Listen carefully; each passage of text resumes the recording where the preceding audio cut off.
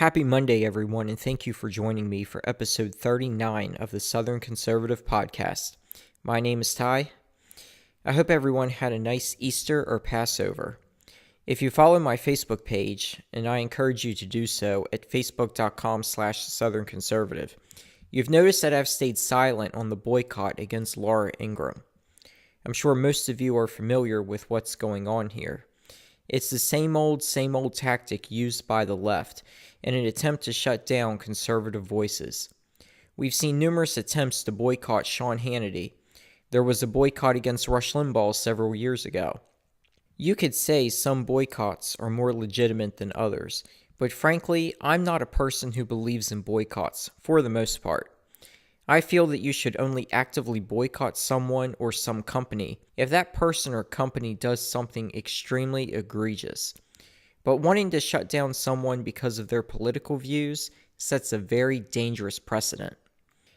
Let's look at what's going on with Laura Ingraham. Earlier last week, she tweeted about the kid David Hogg, who has become the rock star for the left in the aftermath of the Florida school shooting. And I'll talk about Hogg and the left in just a moment. So Laura puts out this tweet that reads, "David Hogg rejected by 4 colleges to which he applied and whines about it. Dinged by UCLA with a 4.1 GPA. Totally predictable given acceptance rates." Now, why Laura Ingraham even tweeted that is beyond me. There are so many things about this kid and what this kid is doing that Ingraham could be talking about.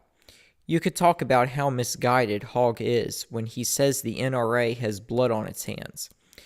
In fact, Hogg recently questioned why John McCain is taking so much money from the NRA. This kid couldn't be more wrong on the issue of gun control. Now, I want all students to be safe, David Hogg included, but gun control won't do a damn thing to help prevent mass shootings in schools. Case in point is the recent school shooting in St. Mary's County, Maryland, that frankly has been getting zero attention from the media. And that's because the officer assigned to the school was able to stop that shooter. Sadly, a girl who was shot later died from her injuries after she was declared to be brain dead. But anyway, the shooter was a 17-year-old boy who brought a handgun to school and shot 2 students and exchanged gunfire with the officer. Now, a 17-year-old is not able to purchase a gun. It turns out the gun was his father's. So he got the weapon from his father. This is what happened in the Sandy Hook shooting back in 2012. Adam Lanza stole the gun used in that shooting from his mother. So you write all the gun control legislation you want, it won't stop mass shootings. Having armed officers at schools who will actually engage shooters, unlike the officer in Parkland, Florida, who remained outside during the whole event, that will actually stop school shootings once they start. In addition to this, you need additional security measures at school entrances, as I've discussed many times in previous podcasts. Doing backpack searches, having metal detectors in place, and requiring school personnel and students to have IDs. Those are just some things you could do. This would go a long way in preventing unwanted people and unwanted guns from entering school buildings. Recently, David Hogg complained about his school requiring clear backpacks so you can see what's in your backpack. He said it violated his constitutional rights. So while he doesn't give a damn about the Second Amendment, he's ready to defend his right to whatever backpack he wants. Just another example of the left using the Constitution when it's convenient to suit their needs, but then chucking it out the window at other times if it means advancing their agenda. What's troubling in all of this is David Hogg helping to start a boycott of the advertisers that fund Laura Ingraham's program on Fox News. In a way, not only are we trashing the Second Amendment, but we're trashing the First Amendment by taking away Laura Ingraham's right to free speech. Now again, why she needed to bring up David Hogg's grades and whether or not he got accepted to certain colleges is irrelevant in this whole message he's pushing about needing more gun control.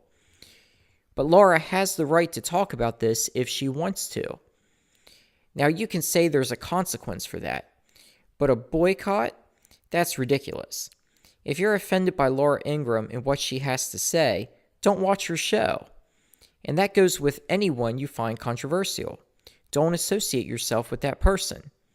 But when people are actively telling her advertisers to stop selling ads on her show, it's clearly meant to get Laura Ingraham off the air. And we shouldn't be trying to silence someone because we disagree with their viewpoints. Imagine if there was a massive conservative effort launched against the advertisers on CNN or MSNBC in order to bring down liberal hosts on those channels. The media would be totally going nuts. What's more, when hosts are booted from their formats, it shows that these tactics are successful. And when the left brings down one voice, they'll go after another, then another, and you get this snowball effect. Liberals aren't going to agree with what Laura Ingraham, Sean Hannity, and Tucker Carlson, the three big names in primetime on Fox News, have to say. They could find any reason that they want to bring down any one of them. And right now, they have their sights set on Laura Ingraham, and I feel they're doing so specifically because she's a conservative woman. If you're a woman with political views, you're totally shunned from women's groups if you're not a liberal feminist. But the bottom line is this: don't use boycotts as a means of silencing voices with whom you disagree. And that's because of the dangerous precedent it sets. If you don't like someone, don't listen to them. Don't give them your attention. But don't try to get rid of the person. Now, sadly, Laura has lost quite a few advertisers.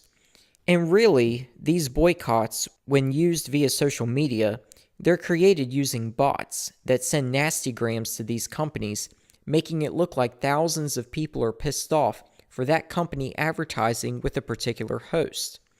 In reality, it's just a handful of bots doing this. Now, with all the attention placed on David Hogg recently, I'm sure his followers tweeted negatively about these companies. In fact, I'm not sure if you saw the tweet, but David Hogg tweeted a list of a dozen companies that advertise with Laura Ingraham and asked people to contact any one of those companies and tell them to quit advertising with Laura.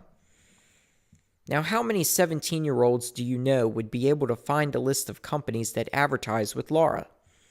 I'm not sure that I would be able to find out that information. Folks, I know you're aware of this, but it's an important point to make. There are big-time left-wing backers who are supporting this kid and other survivors of the Parkland shooting. And these backers are helping these kids. And frankly, that's sad. The exploitation of children is grotesque in my mind. And that's because, first, these kids aren't adults who have exactly figured out how the world works yet. Now, by the time you're 17, I'm sure you've got an idea, but there is a reason why children don't make public policy. And I don't need to get into that. But the point is, when children are used as political props, it's practically off limits for you to go after the children if they're saying something that's either inaccurate or if they're saying something that you know won't solve anything. In this case, the call for gun control and wanting to take guns away from people isn't going to prevent more shootings. In fact, it will actually cause more problems. And the left knows this. By using these kids, they know it's improper for the media to talk negatively about the students. But I'll say this. These kids are old enough to understand proper behavior. And when you have these kids cursing, becoming sheer flamethrowers, wearing a Cuban flag, or taking part in a political rally, I feel it's right for conservatives to come out and voice their concerns about all of this. Sure, we can let these kids speak, and we can get their input on what they think will make their schools safer. And we can decide what will work and what won't. But don't put these kids front and center and use them as a tool to advance your agenda. And that's exactly what the left is doing. I want to remind everyone to please check out my Facebook page.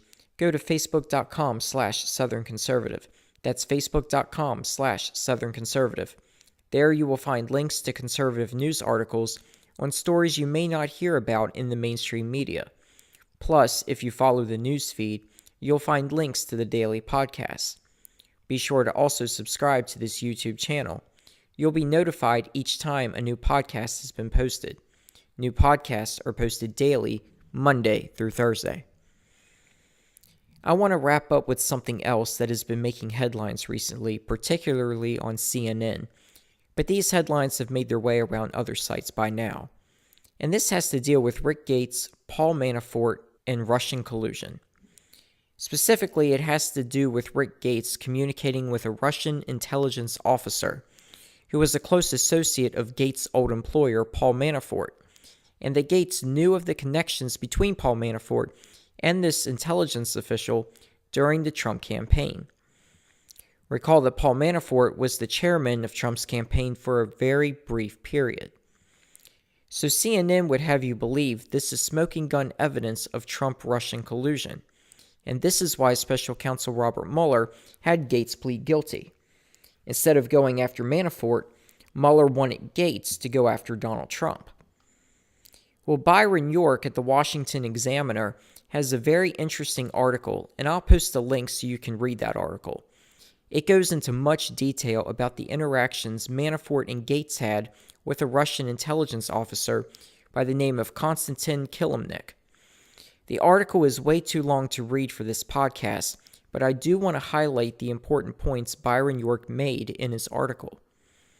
Kilimnik, born in 1970, joined the Russian army as a translator. He speaks at least 4 languages, and his job closely aligned him with the Army's intelligence services.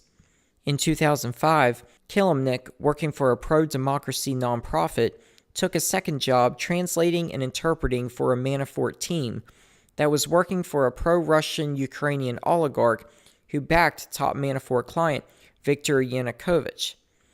In 2009, when Yanukovych became a candidate for president, Manafort beefed up the operation running out of his Kiev office, and Kilimnik began playing a bigger part, orchestrating key campaign logistics in a way that transcended his initial role as translator and interpreter. Long story short, Kilimnik has been with Manafort, and that means with Gates too, for quite a while. More recently, Kilimnik has had conversations with fellow operatives in Kiev about collecting unpaid fees owed to Manafort's company by a Russian-friendly political party called Opposition Bloc. A reporter cited locals who said the amount owed to Manafort was in the millions of dollars. So given that history, and given Manafort's well-documented financial troubles caused by the manic overspending outlined in charges against him, and given the effects the money problems had on Manafort-Gates enterprise, it doesn't seem terribly odd that Gates would be in touch with a Russian intelligence official, aka the firm's longtime guy in Kiev, about getting money owed to them. Byron York goes on to explain how Manafort's client in Ukraine put his political rival in jail. And to make it appear that everything was done legally, Manafort commissioned a law firm to put together a report on the matter. The question is, where did Manafort get the money to pay this law firm? According to Byron York, Mueller's team accused Manafort and Gates of using one of their offshore accounts to funnel $4 million to pay secretly for the 300-page report. Now, it's very possible that the funneling of that money was done so illegally. But the bottom line is, according to Byron York, Gates was in contact with a Russian intelligence officer. And who knows? Perhaps they were plotting to fix the U.S. presidential election for President Trump. But the evidence that Mueller has revealed and the statements he has made suggest something more prosaic. Manafort, Gates, and Kilimnik were engaged in all sorts of shady and possibly illegal conduct in Ukraine. They were not interested in the world knowing about it. In addition, Manafort and Gates were strapped for cash and thought some Ukrainians owed them millions of dollars, which means there were plenty of reasons Gates and Kilimnik to be in contact in 2016, none of which they would want prosecutors to know about. So this is information CNN left out of its reporting. And when you leave information out of a story, it can turn the entire story upside down. Similar to how the FBI withheld information from the FISA court about Hillary and the DNC paying for the Christopher Steele dossier. Do you think the court would have issued warrants against Carter Page had that information been revealed? In the case of Rick Gates and Paul Manafort, it appears they were talking to this Russian intelligence officer, Konstantin Kilimnik, about collecting money owed to Gates and Manafort to pay for legal work for a client. It all had to do with politics inside Ukraine. Sure, some shady money transactions went down, but there is zero evidence that the conversations with Kilimnik had to do with Russia helping to overthrow the 2016 presidential election in Trump's favor. Believe me, if there was evidence to that end, it would be all over the media, including conservative media. But to date, we still don't have any smoking gun evidence of Trump-Russia collusion. And this July will be the 2-year mark since the FBI began its original investigation into Trump. Almost 2 years and no evidence of collusion. That's it for today, folks. I'll be back on Tuesday with another podcast. Have a great day, everybody.